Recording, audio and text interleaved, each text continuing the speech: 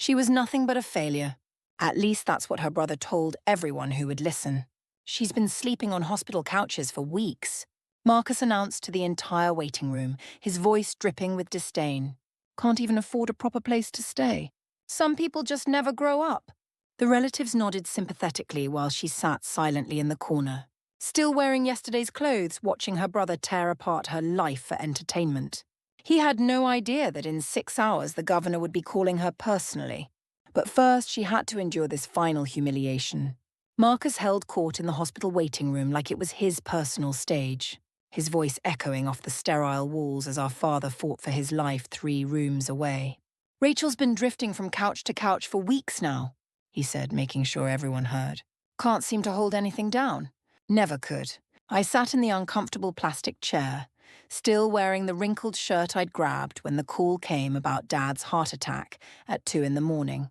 3 hours into the surgery, and Marcus had spent every minute crafting stories about my failures for our assembled relatives. "What exactly does she do for work these days?" asked Uncle Theodore, Dad's eldest brother who'd driven through the night from Denver. He looked at me with the kind of pity reserved for lost causes. Marcus let out a theatrical sigh that made my stomach turn. "That's the million-dollar question, isn't it? She claims she's in some kind of public service, but we all know what that really means. Temporary positions, volunteer work maybe. Nothing that pays the bills. Nothing with real responsibility or purpose." I watched my brother perform his well-rehearsed routine for our extended family. Marcus with his vice president title at a tech startup, his glass-walled office downtown, his Tesla in the parking garage. Marcus, who'd never left Colorado, never seen anything more challenging than a quarterly earnings report. Marcus, who measured success by square footage and stock options. "She showed up at the house last month talking about some training program," he continued, shaking his head with practiced disappointment. "At her age, still chasing pipe dreams, still thinking she's going to change the world." "What kind of training?" asked my cousin Elizabeth, who'd flown in from Boston with her investment banker husband. "Who knows? She's always been secretive about these things. Probably embarrassed. Mom used to lie awake worrying about her. Said Rachel would end up on the streets one day, the way she kept wandering around. Never building anything substantial, never putting down roots. The truth was far more complex than Marcus could imagine. I'd been home for exactly 4 weeks because my unit was between deployments. 6 weeks of mandatory rest after 18 months leading FEMA's Elite Disaster Response Division through 3 Category 5 hurricanes and an earthquake that had killed thousands. Not that Marcus would understand the weight of carrying that responsibility, of making decisions that meant life or death for entire communities. I offered to help her get something stable, Marcus went on, warming to his favorite theme, entry-level position at my company, maybe in customer service or data processing. Something with health insurance and a steady paycheck. But she's too proud, thinks that kind of honest work is beneath her. Dr. Ramirez emerged from the surgical wing, and we all rose to our feet like a congregation at church. Dad was stable, conscious, asking for family. The triple bypass had been successful, but recovery would take months. "He can have 2 visitors at a time," Dr. Ramirez explained gently. "Immediate family first, please." Marcus stepped forward automatically, assuming command as always. "I'll go in with Mom first. We need to discuss his care plan." I remained seated. I'd learned over the years not to challenge Marcus for the spotlight. He needed to be the important son, the successful one, the child their friends could brag about at dinner parties. But Mom looked directly at me, her eyes tired but determined. "Rachel, you should come too. You flew back from..." "Where were you stationed again?" "California," I said simply. "Right, California," Marcus said dismissively, rolling his eyes. Another one of her temporary situations. Probably staying with some friend from college. In Dad's room, he looked fragile against the white sheets. Tubes and monitors surrounding him like a technological cocoon. But his eyes were sharp and alert when they found mine. He gripped my hand with surprising strength when I approached the bed. "You made it back," he whispered, his voice hoarse but clear. "Of course I made it, Dad." "How are you feeling?" "Like I've been hit by a truck." "How's the work?" His eyes held mine meaningfully. "The work you can't talk about much." Marcus looked puzzled, glancing between us. "What work? Dad, you're confused from the medication." Dad squeezed my hand harder. "My daughter saves people," he told Marcus, each word deliberate. "Real people in real disasters. Tell him about the earthquake, Rachel. I shook my head slightly, feeling my throat tighten. Dad, you need to rest. This isn't the time.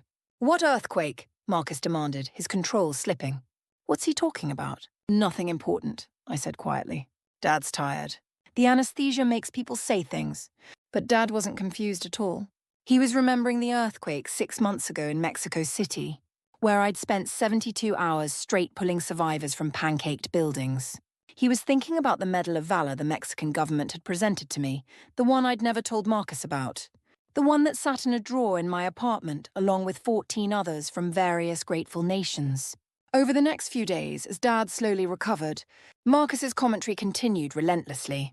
He'd appointed himself the family spokesman, fielding calls from relatives, updating Dad's former co-workers, controlling every narrative. Rachel's still trying to find herself. He'd tell people on the phone, loud enough for me to hear from the next room. You know how some people are. They just never quite figure out their purpose. Dad worries about her constantly, especially since Mom passed. She lacks that stability gene the rest of us were blessed with. The funeral home director called on Thursday about updating Dad's arrangements. Mom had prepaid for her own funeral years ago, but there were decisions needed about Dad's eventual plans. I'll handle all of this, Marcus told me, waving me away like a child. You probably don't understand all the financial and legal complexities anyway. I'm perfectly capable of understanding contracts, Marcus. Sure, but this is sophisticated stuff. Insurance policies, trust documents, estate planning. It requires someone who deals with high-level documentation regularly. He wasn't wrong about the complexity, but he was catastrophically wrong about my capabilities. I'd been managing federal emergency contracts worth millions for 8 years. I'd coordinated multinational disaster responses with budgets larger than most small cities. I'd negotiated with foreign governments for emergency aid distribution. But Marcus didn't know that because Marcus had never asked. The family gathering was scheduled for Sunday. Dad's siblings, our cousins, the entire Morrison clan converging to check on Dad and reconnect. Marcus spent Friday having his house professionally cleaned and Saturday ordering elaborate catering. I want everyone to see that at least some of us turned out successful, he told his wife Stephanie within my hearing. Dad needs to know that one of his children made something of themselves. Sunday afternoon brought 23 relatives to Marcus's contemporary mansion with its infinity pool and outdoor kitchen. I helped serve food and weathered the usual questions about my situation. Still searching for your path? Asked Aunt Patricia. Still floating around, added Cousin James.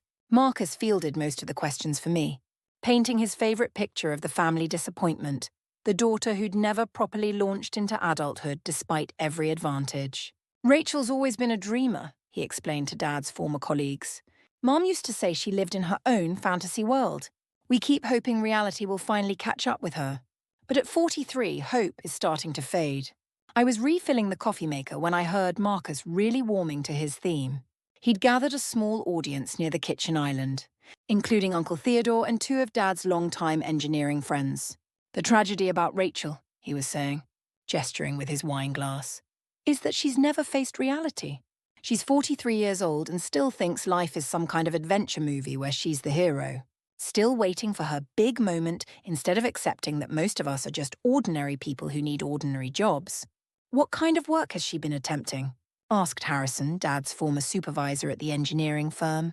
Honestly, we're not entirely sure, Marcus laughed, the sound sharp and cruel. She's extremely secretive about it. Shows up for a few weeks, disappears for months, comes back with these vague stories about assignments and training programs. I think she's probably embarrassed about the temporary work, maybe cleaning offices or working in warehouses. Warehouses? Harrison looked surprised. That's odd. Your father mentioned she was in emergency services. Marcus paused, recalibrating. Emergency services? He said she was some kind of specialist. Works with disasters, I believe. He seemed quite proud of it. Oh, Marcus recovered smoothly. Yeah, she talks about that sometimes. Probably means she wants to be an EMT or something. Still dreaming big at her age instead of starting small and working up like the rest of us. I set down the coffee pot and walked outside. The backyard was quieter. Just a few relatives watching their children play on Marcus's elaborate playground equipment. My phone vibrated. Text message from a blocked number, which meant only one thing. Commander Morrison, we have a developing situation in Washington state. Major wildfire, multiple communities threatened, civilians trapped. Your division is being activated immediately. Need you in Seattle by 2000 hours. Military transport arranged from Peterson Air Force Base. I stared at the message, then looked back through the sliding glass door at Marcus. Still holding court, still explaining my failures to anyone who would listen. Still needing me to be small so he could feel tall. I walked back inside, my decision made. Marcus, I said quietly, I need to use your computer for a moment. Sure, but make it quick. We're about to do toasts for Dad. I logged into my secure federal portal and confirmed my deployment. Division 7 FEMA Disaster Response Command. Wildfire Suppression and Evacuation, Washington State. Duration unknown. As the Senior Incident Commander for the Pacific Northwest region, I was responsible for coordinating all federal disaster response across 4 states and managing a team of 800 specialists. Rachel, Marcus called from the living room. Come on, we're doing the toasts. I rejoined the group. Marcus raised his wine glass with practiced ceremony. To Dad, he began, who taught us the value of hard work and perseverance. And to family, for supporting each other through difficult times. Everyone drank. Then Marcus continued, his voice taking on that tone I knew so well. I also want to acknowledge how grateful I am that Dad raised at least one child who could step up when things got serious.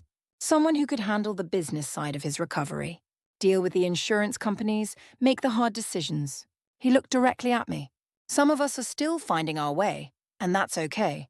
Not everyone can be successful. But Dad can rest easy knowing that when he needs someone reliable, someone accomplished, I'm here to handle it. I felt something cold and hard crystallize in my chest. Not hurt anymore. I was long past being hurt by Marcus. This was something else. Something final. Uncle Theodore cleared his throat uncomfortably. That's very nice, Marcus, but I think you're being unfair to Rachel. How so? Your father showed me some articles about that earthquake in Mexico and the hurricane responses in Florida and Puerto Rico. He's extremely proud of her work. Marcus looked confused. What articles? What work? Theodore pulled out his phone, adjusting his reading glasses. He sent them to me last year. Let me find them. Here it is. Los Angeles Times. FEMA Division Commander Rachel Morrison leads dramatic rescue operation in Mexico City earthquake, saving 47 lives. There's a photograph of you pulling a child from the rubble. The room went completely silent. And this one. Theodore continued scrolling. Pacific Northwest Disaster Response coordinated by Veteran Commander Rachel Morrison. Says here you've led rescue operations in 12 states and 6 foreign countries.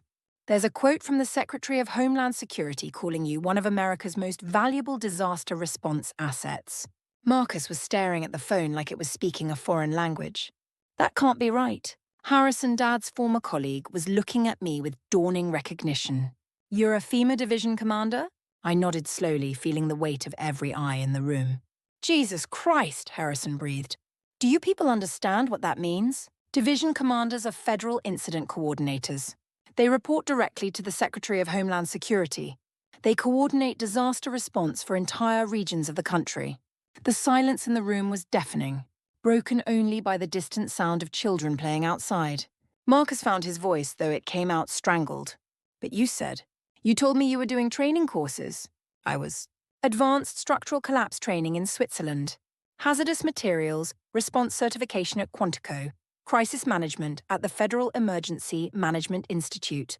And between the training, the deployments, Hurricane Maria in Puerto Rico where we saved 3,000 lives, earthquake response in Mexico City, the California wildfires where we evacuated 50,000 people, the tornado outbreak in Oklahoma where we coordinated the largest emergency shelter operation in state history.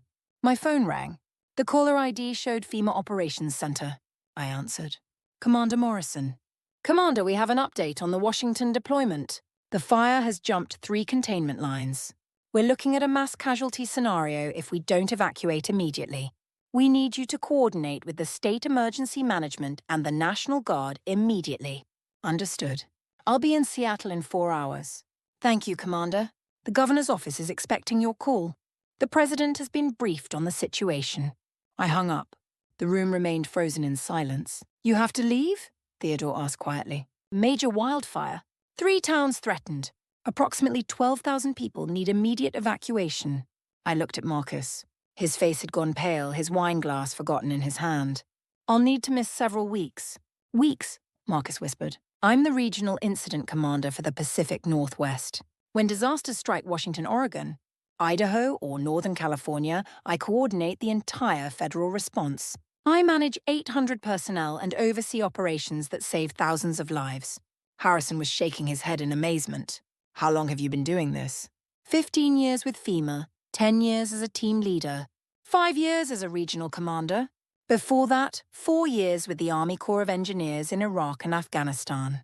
And you never said anything. Marcus's voice cracked. You never told us. You never asked what I actually did. You just decided I was a failure and built your entire identity around being better than me. Aunt Patricia spoke up, her voice shaking. Those months you disappeared?